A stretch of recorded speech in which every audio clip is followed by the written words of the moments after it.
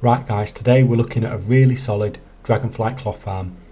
This is one of the better locations I could find for a solo farmer in the Dragon House for tattered wilder cloth and wilder cloth, the new cloth types in Dragonflight.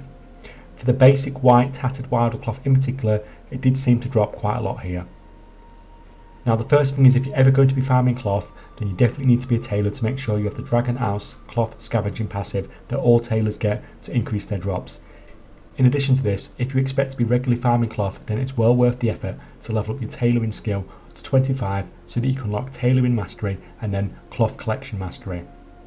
Once this is maxed out, it increases your cloth drops by another 150% from humanoids, and also makes it so sometimes you can get other additional materials to drop, which can further increase how valuable farming cloth is for you.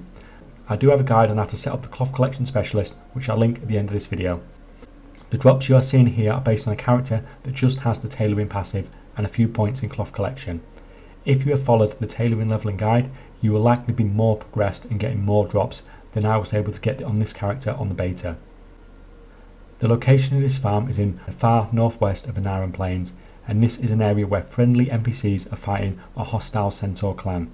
One of the nice things about this farm is that all those friendly NPCs are tanking the mobs, and they do really seem to hold aggro quite well. This really reduces the amount of damage you take.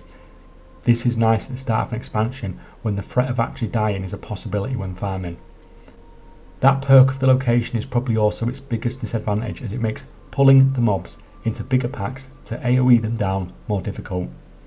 The only mobs are found to be a bit of a pain with the casters, but only because of the reasons we always hate casters when farming. They can hit quite hard and they need just that little bit of extra effort to make them gather up. You can see in the footage here that I'm managing to take on quite a few mobs at once. This really helps boost the amount of kills you're getting. The thing I probably like most about this location, it seems to have a good drop chance for the Onaran Weave, which is an item that you can use to give you an extra Dragon House tailoring knowledge.